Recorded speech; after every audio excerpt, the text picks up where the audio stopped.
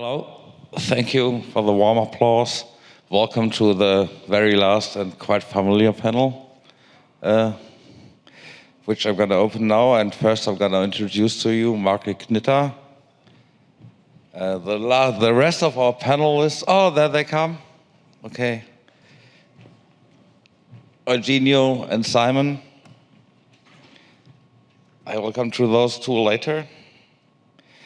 Marke Knitter is a partner of the German law firm SKW Schwarz and certified expert for IP. Additionally, she is head of the Cannabis practice group at SKW Schwarz.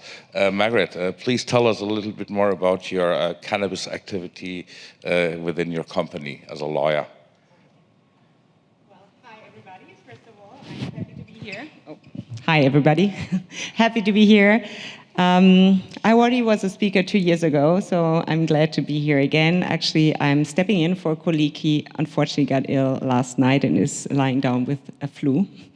So, SKW Schwarz is a German-based law firm. We have 4 offices. We are 130 lawyers, full service. I got into the cannabis field in 2017 when medical cannabis became legal in Germany.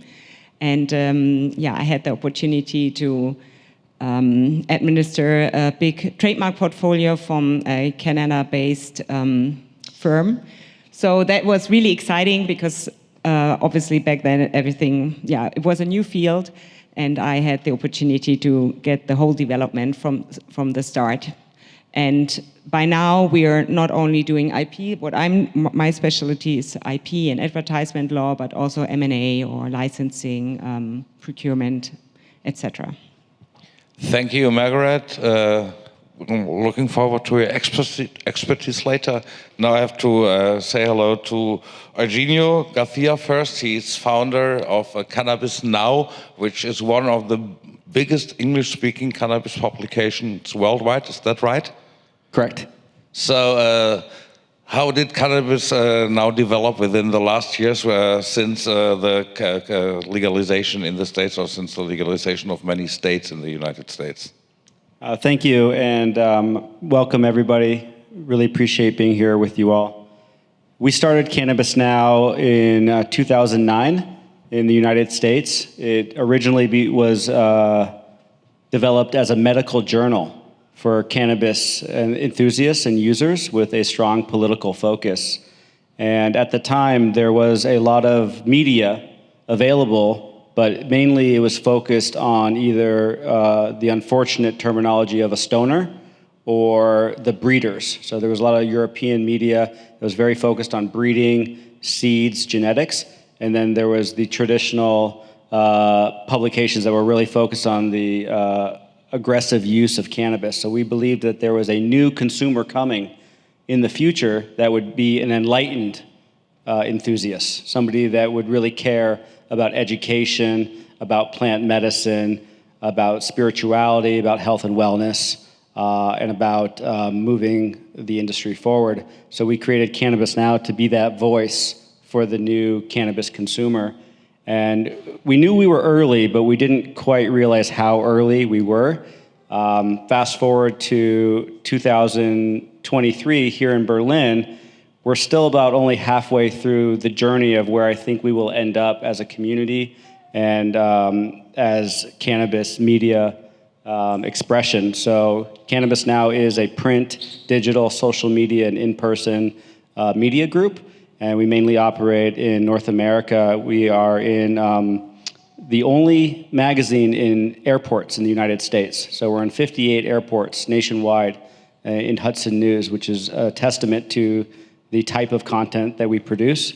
And we have a social media community of just over 4 million. So thank you for being here with us, and I look forward to the conversation. Yeah, thank you, Eugenio. And the last guest I have to introduce to you is Simon Espinosa. Is that right? And that's right. Thank my you. Spanish is not so good. And I'm glad to have my second panel with him. We already had the panel before, which was, we really enjoyed it last year, I think. And how did things develop with your publication called En Voila, or En Voila, ever Voila, since? yes. So we started this community. It was not a company when it started. It has always been a community and started 10 years ago. And then that has evolved to become what is now, which is the most watched cannabis media in Spanish. We're based in Chile, but now we have outgrown our frontiers and have reached new communities across the globe, all in Spanish. So Spain, Mexico, Colombia, Argentina, Peru, and surprisingly enough, Florida and California, where half of the people speak Spanish, and like nobody's communicating cannabis in Spanish, which was a great opportunity for us to, fill that gap. And what we do is we communicate educational and scientific content in a fun way. All our hosts of our shows in social media are stand-up comedians or really funny people. I'm the less funny at all, so I'm sorry about that. I have some jokes though we can share if you want, but that's what we do. We try to communicate in a fun way, in a very approachable way, and kind of bringing cannabis to a mainstream place where stigma does not longer exist and where cannabis users are free to be funny and intelligent at the same time. So that's what we did.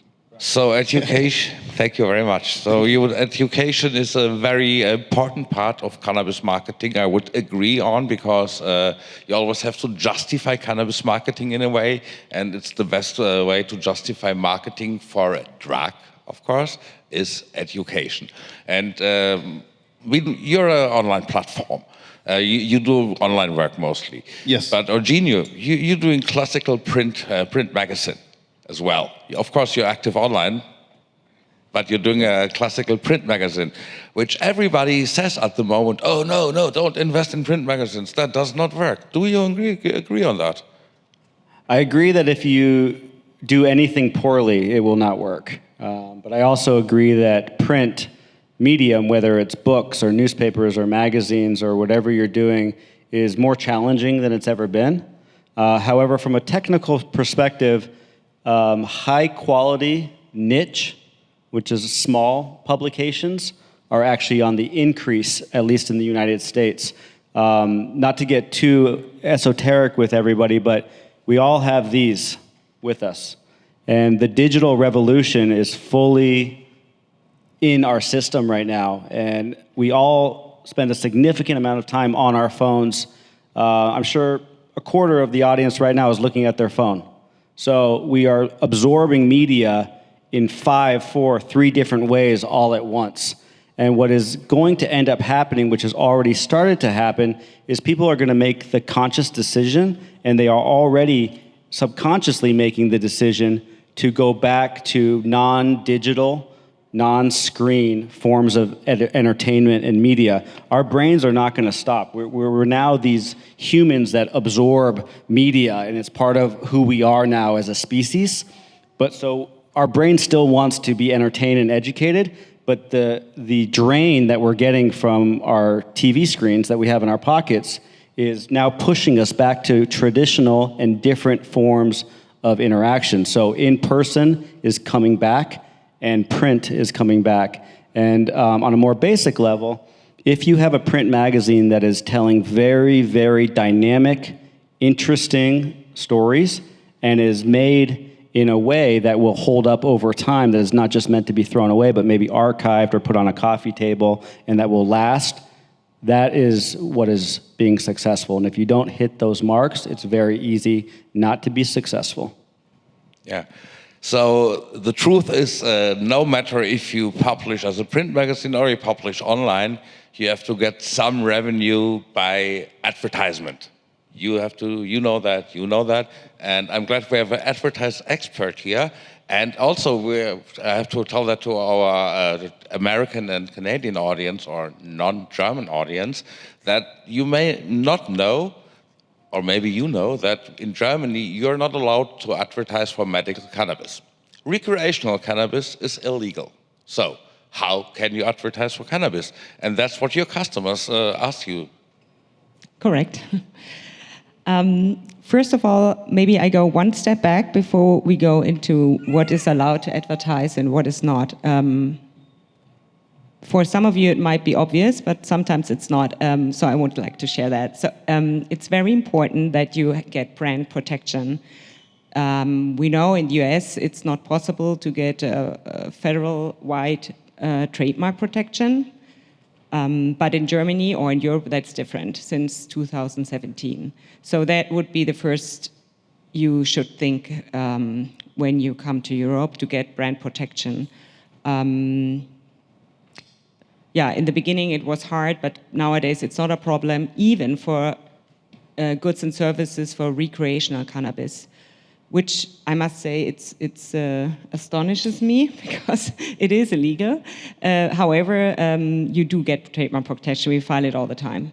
So that changed totally. The only thing you have to be aware of, use trademarks which do not have the word cannabis or something related like weed or pot or whatever in there, because the European Court of Justice still holds that this infringes public morality.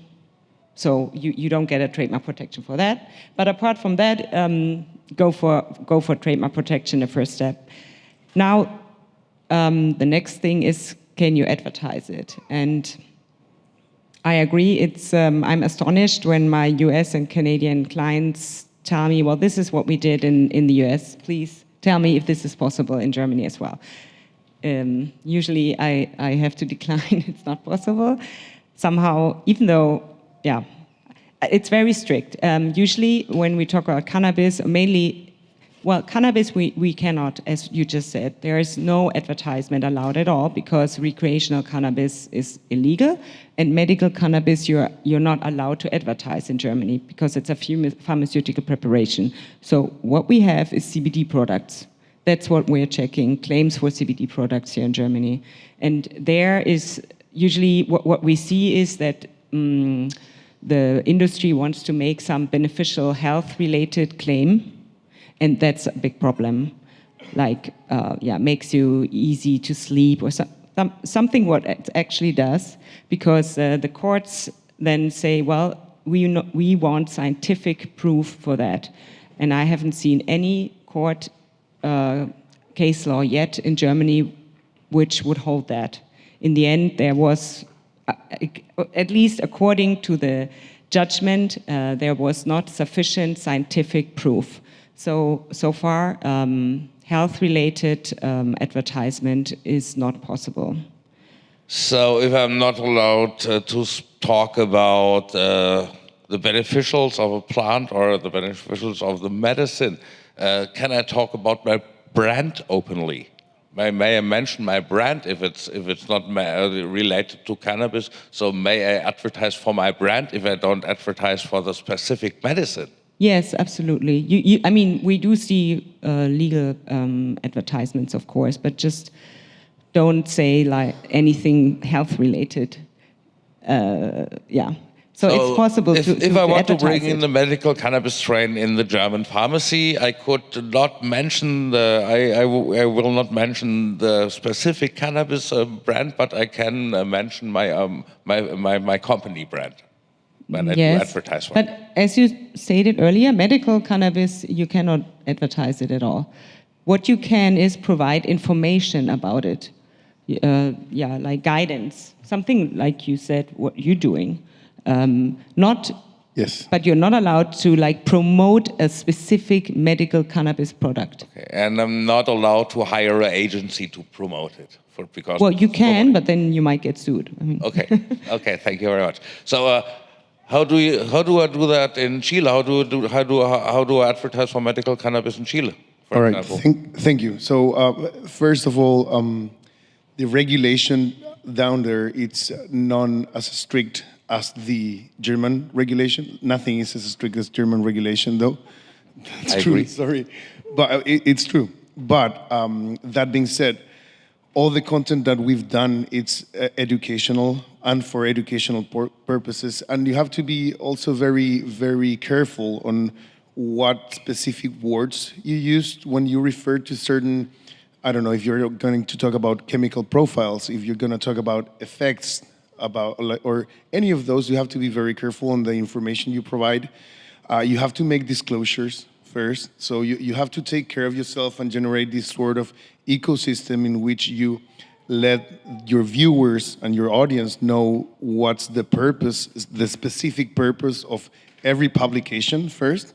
So you have to nest them under this umbrella of protection, 18 plus content, educational content, et cetera, and after that, you have to be in charge of do a follow-up to your content, because things change, and something that you published like years ago on YouTube channel can be or can raise a red flag by certain specific institutions, and then you have to react to that before you get in legal trouble. I experienced that a lot of time also as on my YouTube channel. I have to agree, I experienced that a lot of times that I got banned or I got strikes. Strikes, and it was not sucked. reasoned. Yeah. You know, I try to contact YouTube a lot of times, and they just don't answer why they give you the block, or why they block you, why they give you the strike. So you have to find it out yourself. Last time my YouTube channel was blocked, it was quite interesting, was because I had a contract with a seed company advertising on my channel for already 10 years. And overnight, YouTube changed rules, and the seed advertising was illegal.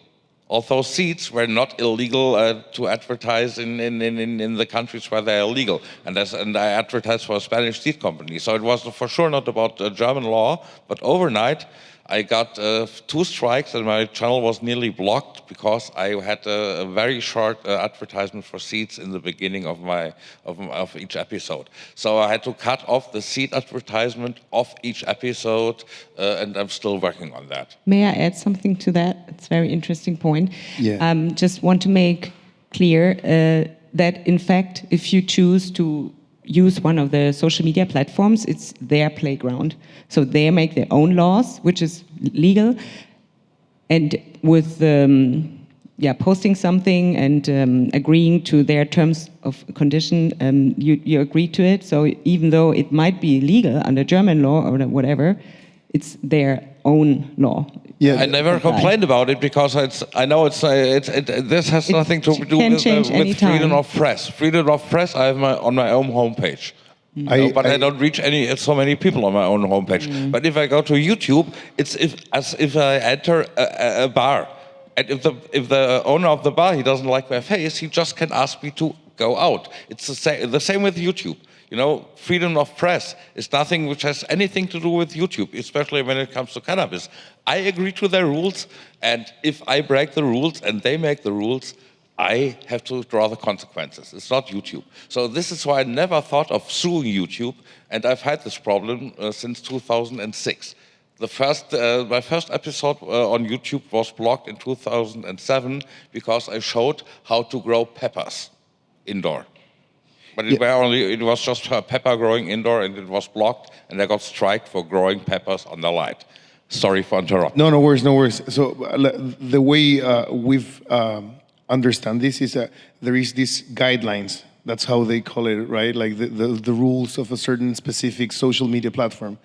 And I got myself into a conference of media. I was not supposed to be there, but I got myself in there. So I could talk to someone that worked in YouTube in a high-level position, right? And I got myself the meeting, and then they explained very clearly why those guidelines are not clear. That's the issue with social media platforms. First, they can change their guidelines without any previous warn.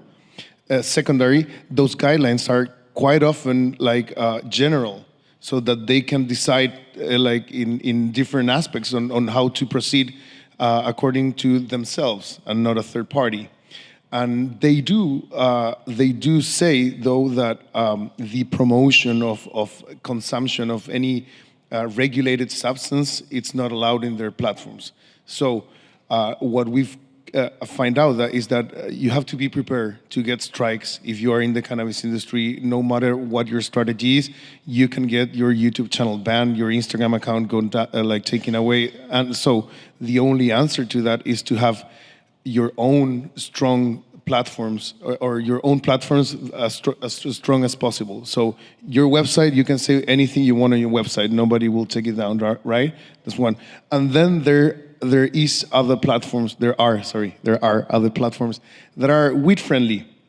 Twitter, LinkedIn, those platforms you can publish anything you want, like as long as it's not something that's offensive.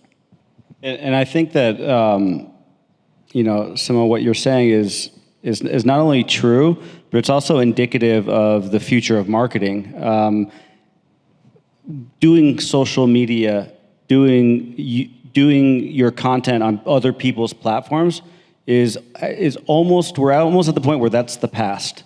And what you're talking about is the future, but we can still use it. So for a community like ours, which has 4 million followers, it would be ridiculous for us not to try to monetize that, but we know that we don't own it, so we put very little investment into it, but we do it as value added for our clients. So we will charge clients money for marketing and services that we control, but as a free value add, we will say, and we will publish it on our YouTube, and we will publish it on our social media, but we can't make it our core business because it would jeopardize our business too much to rely on that. How do you advertise, or how do companies advertise for medical cannabis in the US? We talked about Germany, we talked about Chile, but how do they, how is it advertised? The answer depends on which state you're in, because the United States is much like 52 different countries. So it does depend on what state, and sometimes it depends on what county, and sometimes it depends on what city you're in. So it's very complicated. The majority of the US has actually very unrestricted laws, but some places like Florida, for example, has very restricted laws. But I actually believe that the first place that a company should look to invest to promote their brand in media and marketing, and this is might seem not natural for marketers like us to say, but earned media and journalism is actually the first frontier, I believe, of a positive marketing and media strategy. And then you can back that up. So earned media is first, and then you back it up and you reinforce it with paid media, not the other way around. And earned media is what you do for getting free stories based on your value to the community and to people. So if you invest in quality, in your own story, in your own brand recognition, and then hire or have your own team have relationships with the journalists, the independent journalists, who there are not that many out there anymore, but there still are some.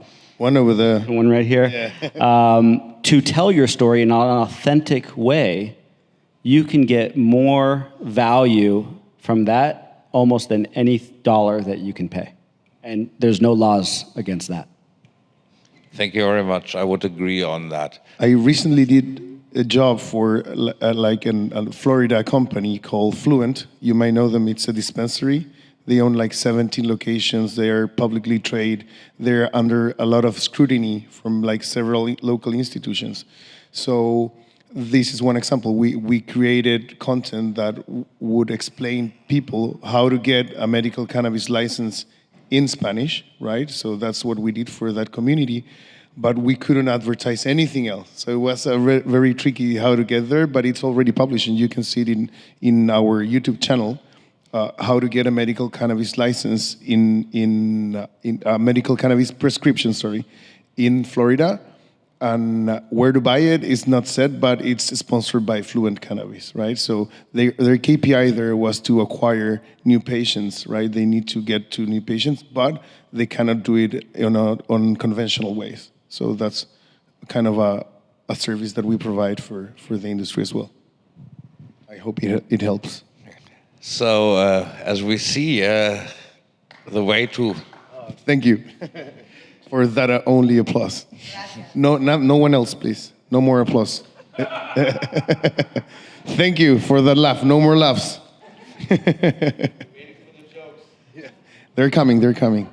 At the least expected minute. So as we can see, cannabis marketing differs from country to country. I would say Chile and the US is more related. Germany has a kind of a special role.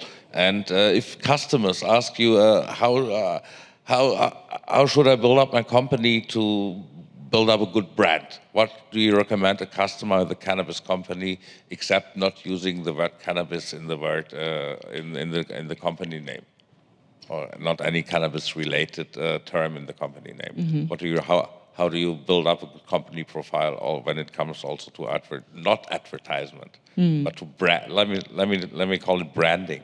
Mm-hmm. Yeah, actually, that's not so different as from other branches. The more a name speaks for the goods and services it's supposed to be used for, the better it is. But on the other hand, the more difficult it is to get brand protection for it, because then it might be purely descriptive. So you have to find with your team, marketing team, a strong brand, which is, however, there you get brand protection for it. So it shouldn't have the word cannabis in it because of morality issues, and it shouldn't be purely descriptive. And then, well, then it depends where do you want to go, which are your markets, and that is trademark strategy. Like usually my clients come from the US and Canada, so they already have their marks there, and then they come to Europe. That's what we usually see here. And then you do, yeah, you go with the so-called Madrid Protocol, international trademark filings, but they all come from over there. And then we handle the trademarks from there.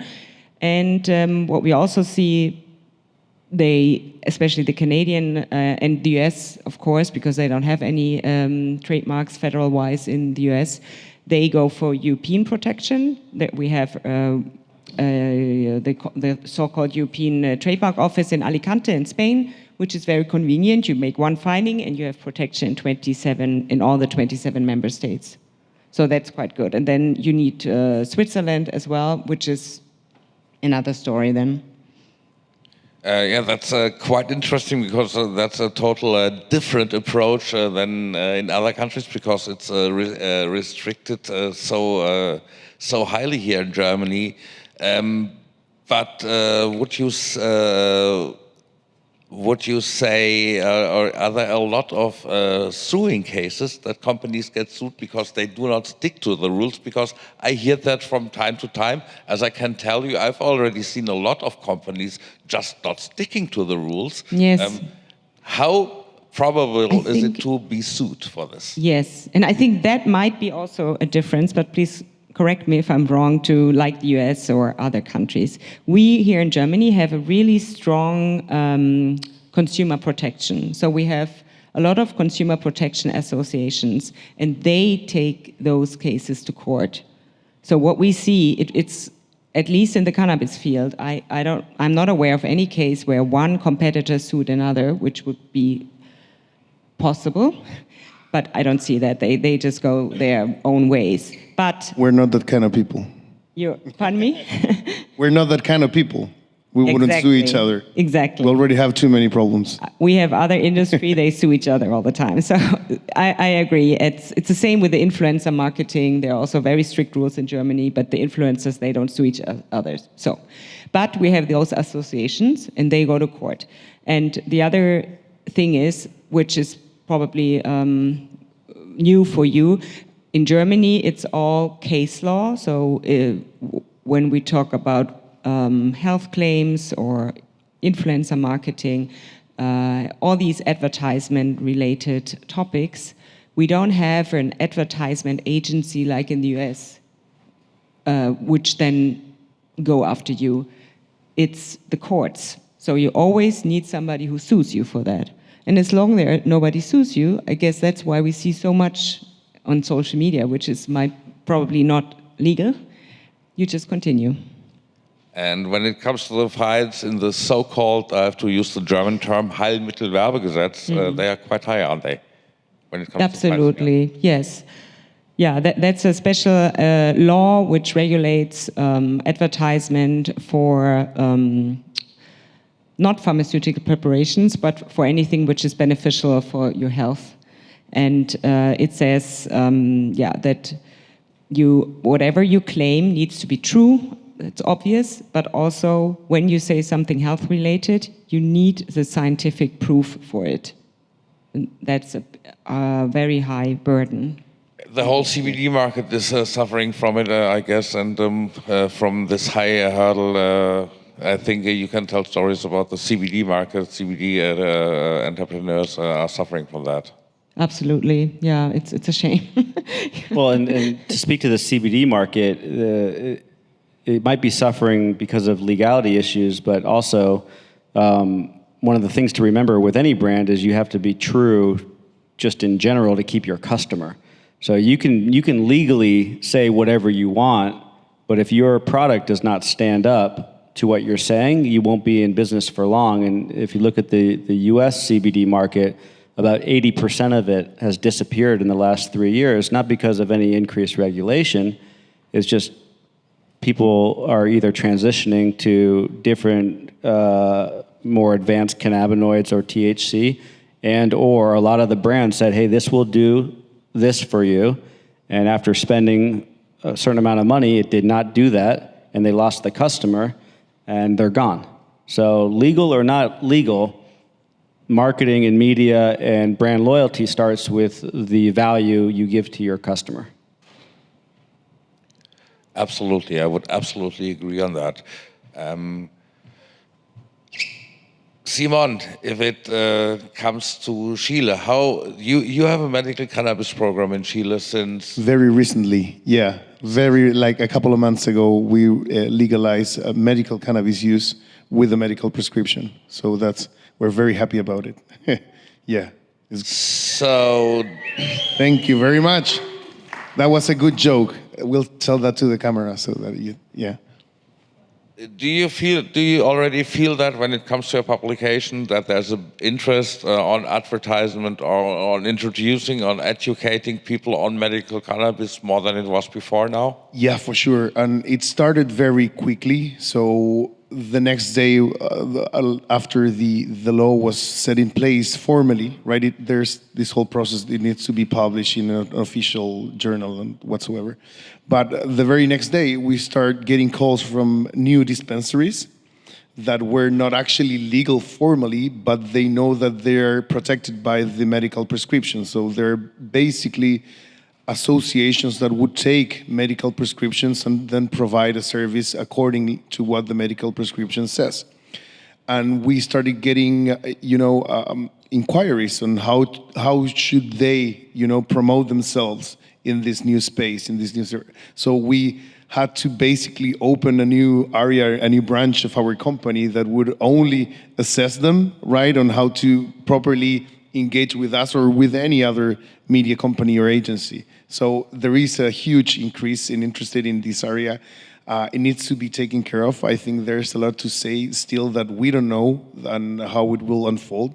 But we do know that there's already a certain framework for what you can do and cannot do with regulated substances. And we are sticking to that frame until there is like a new updates on cannabis specifically.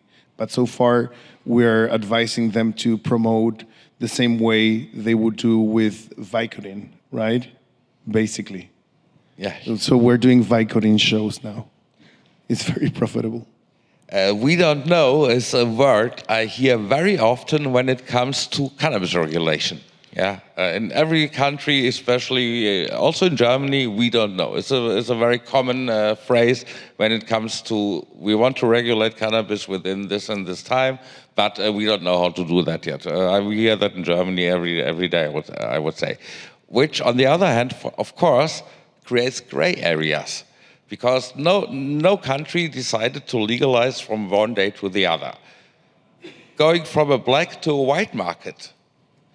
with a state of decriminalization as Germany plans means also to accept a gray market. Not a lot of people think of that. Going from black to white, in the middle is gray, and if we decriminalize, which is not legalized, we accept a gray market. Everybody, California did that, even Switzerland does that. They accept gray areas when it comes to home growing, for example. Switzerland is accepting gray areas since over 10 years.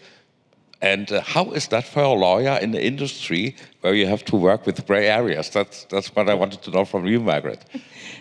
Well, we are, of course, trying to solve problems. We want to be not just to show our clients what they cannot do, but what they can do. But in this specific field, at the end, it's we tell them what the law says, and then we tell them what the risk is. And if they break it. Here's a very good 4 minutes and 20-second or less expression of a gray area. This is a real example. In March of 2021, March of 2021, a lawyer sent a letter to the DEA in the United States. And he said, hey, there's a gray area in the United States. Can we sell seeds in the United States? It's a gray area. DEA, which is the federal government of the US, regulatory, can we do this? Certain amount of time goes by, and the DEA responds with a letter saying, hey, lawyer, the DEA deems seeds as hemp. They are no longer deemed a controlled substance in our purview. We will not be going after seeds or genetics. They are a food commodity, and they are a hemp product. Thank you very much. The lawyer published that letter on the internet. 9 months later, Cannabis Now was working with a client called Royal Queen Seeds, who is a genetics seed company from Europe, who had decided to come to the United States because of that letter, because it was safe to now sell outside of a gray market. It's still a little gray, but a lot less gray after that legal letter was published. And we teamed up with them to take over the New York City Times Square building at 420 for an advertisement, but we did it in a very unique way. What we did was we teamed up with Royal Queen Seeds to celebrate 420, and it was not an advertisement to, hey, buy our seeds and grow marijuana. It was, let's celebrate the fact that we can grow cannabis legally in the United States using these seeds, brought to you by Royal Queen Seeds and Cannabis Now.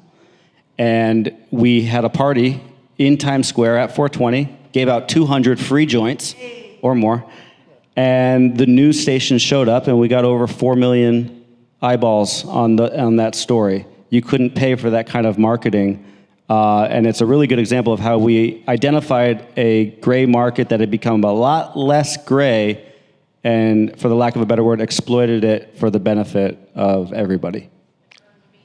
Great. But it always takes a while till a black market becomes white, and I would say if you don't accept the time the gray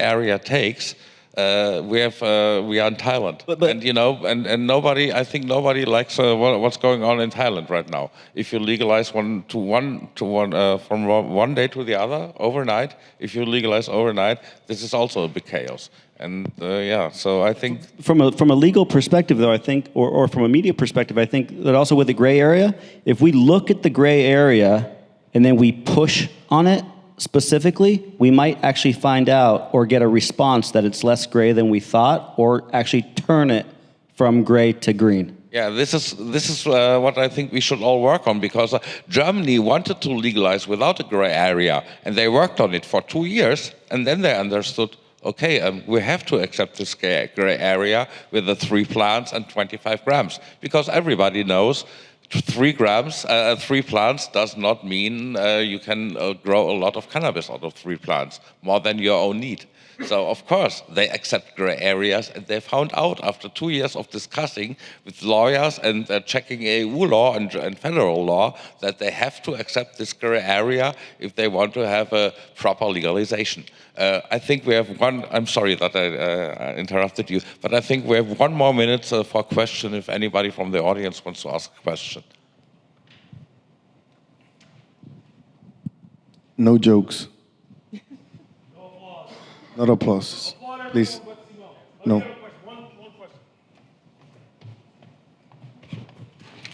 Let's hear it for the panel, by the way.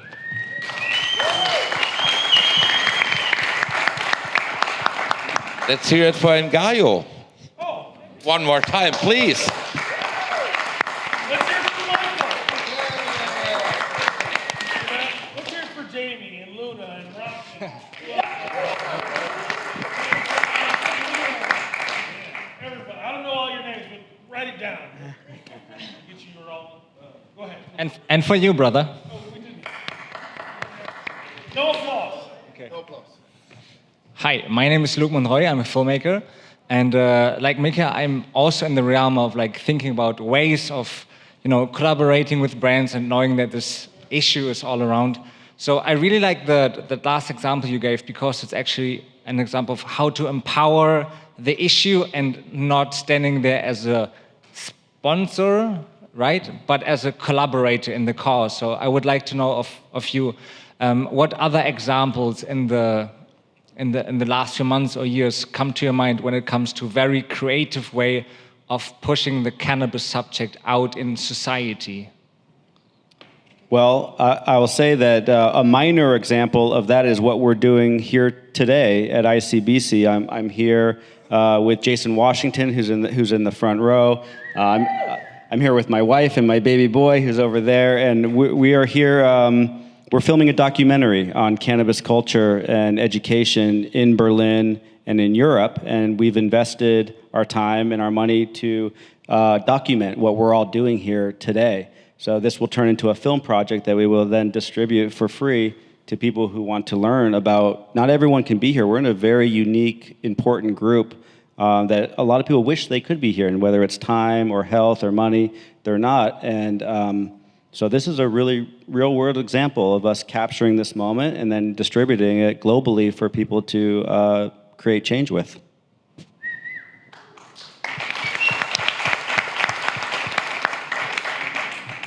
I personally think when it comes to that aspect, we should focus on prevention and youth protection, because this is a very important topic. And when it comes to people who do not want to have a cannabis industry in this country, this is always the topic where it comes to. We have to protect youth, and we cannot protect our youth with legalizing cannabis. But if we do a proper harm reduction work, if you do a proper safer use work, it will be much easier for the whole industry to have revenue here. And if we really give them good prevention and protection concept for our youth, for our youngsters, because this is what society is afraid of.